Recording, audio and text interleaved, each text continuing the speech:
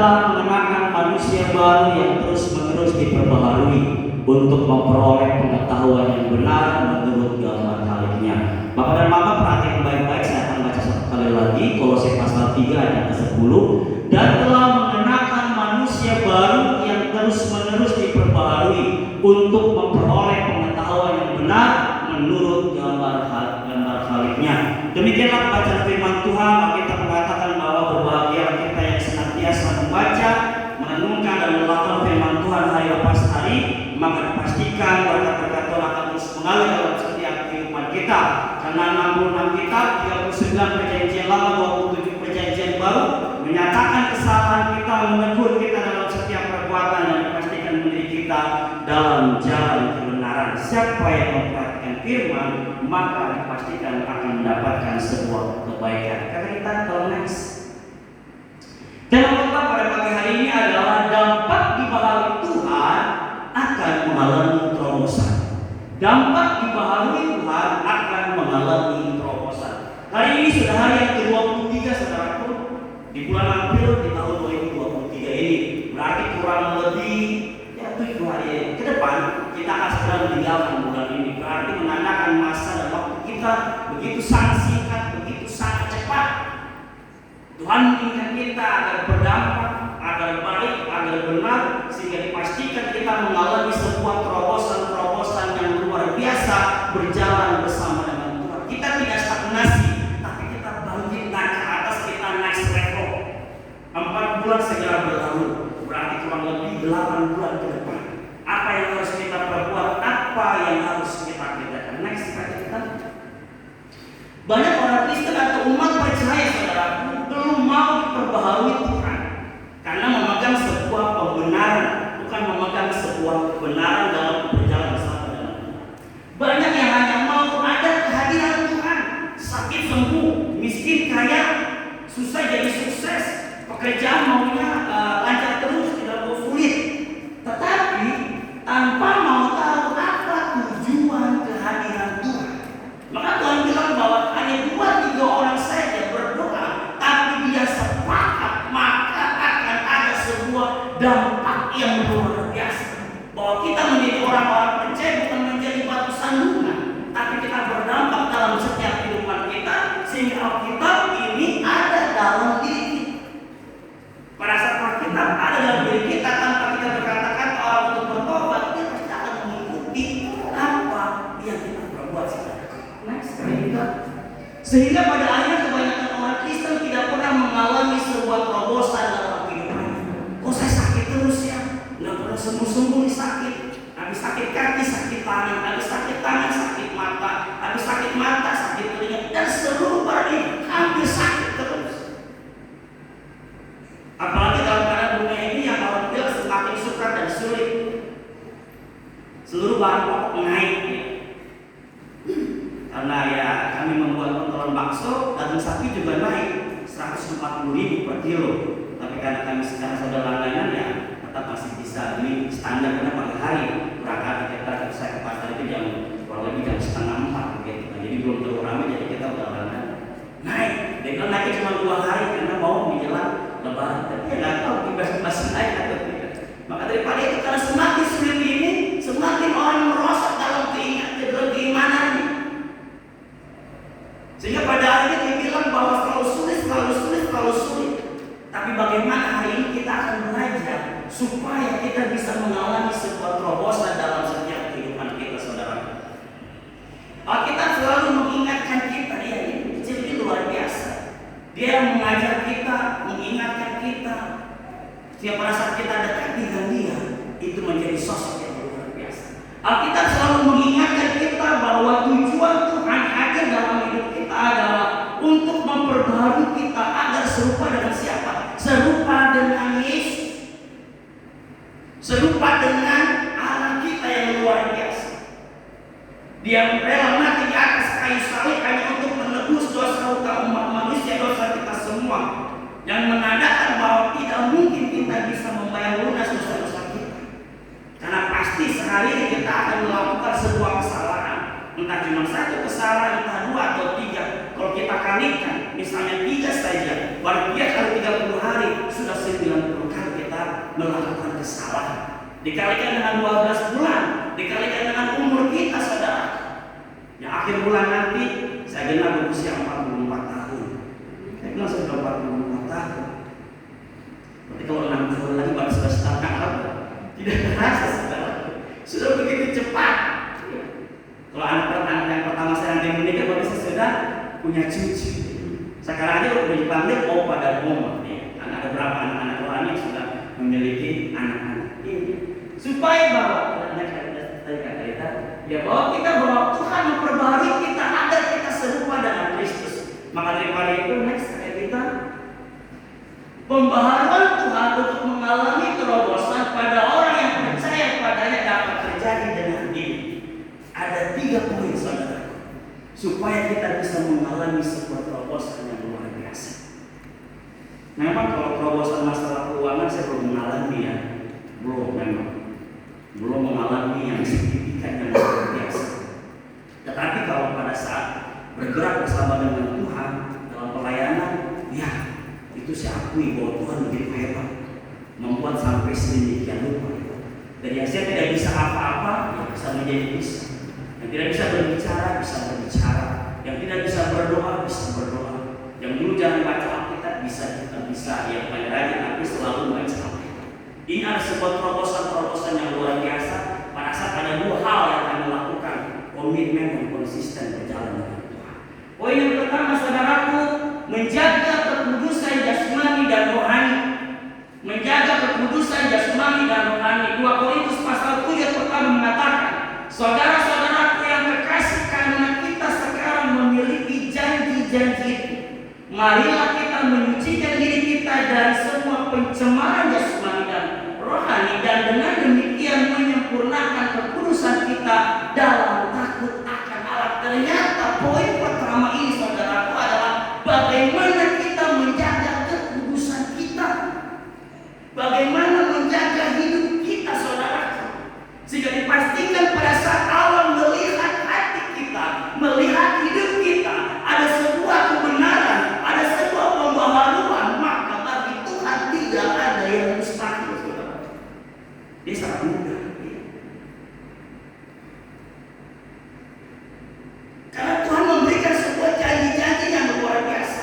Walaupun 2022 mungkin semua orang atau semua ahli ekonomi mengatakan bahwa 2023 adalah tahun ke-8, tahun penuh kekhawatiran, tahun penuh dinamika.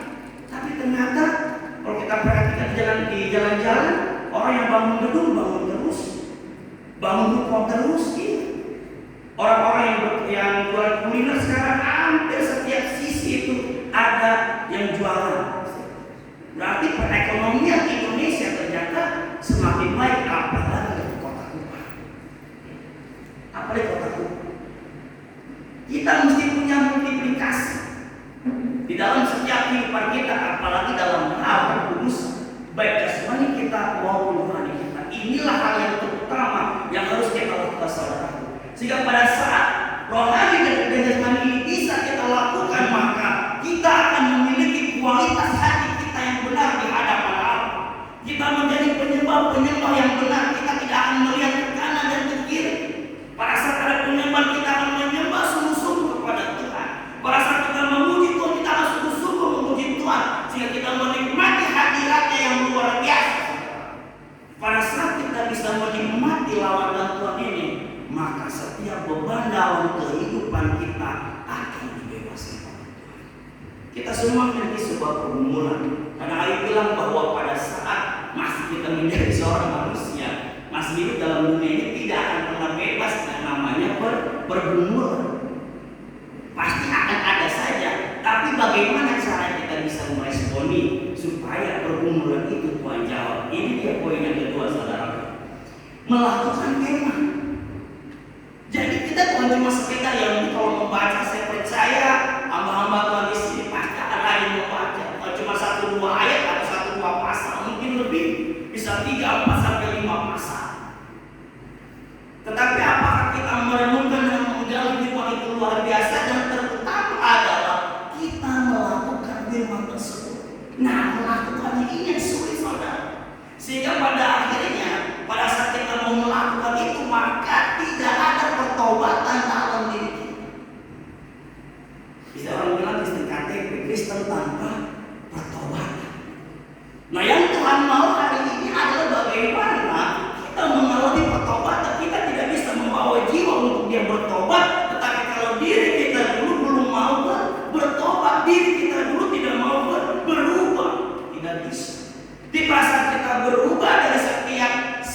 kehidupan kita apapun itu bentuknya, kemudian ada sebuah pertobatan dalam diri kita, maka otomatis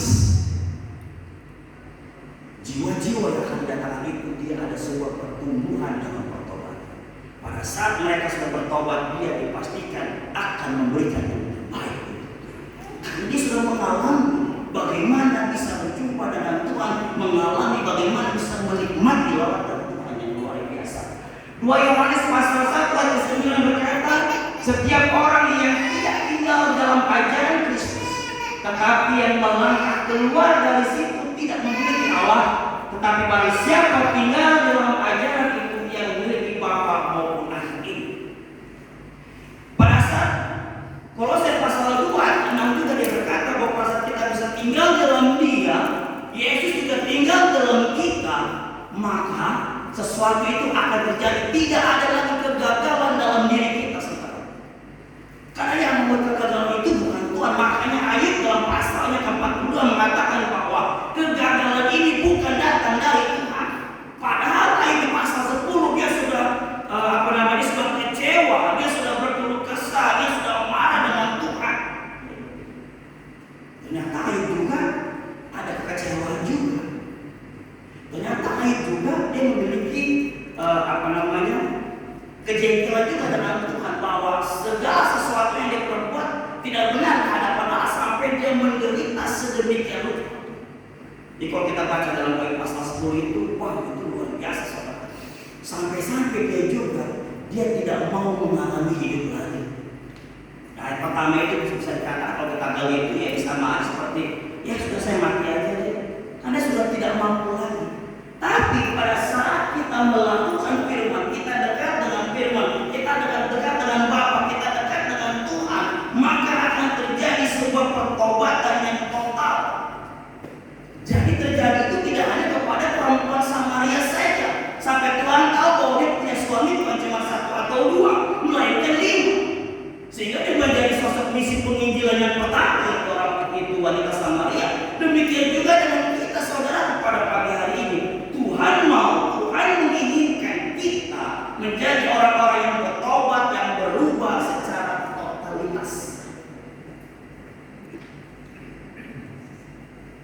Pada saat kita totalitas, disitulah Tuhan akan berkarya, disitulah Tuhan akan bekerja terlebih dahulu. Kita tidak gampang drop, karena pondasi kita sudah kokoh.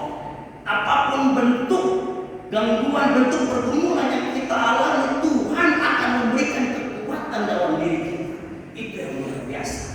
Maka daripada itu, next kata kita ada sebuah pujian, ku percaya Kau Tuhan yang tak pernah gagal, menjadikanku lebih dari pemenang.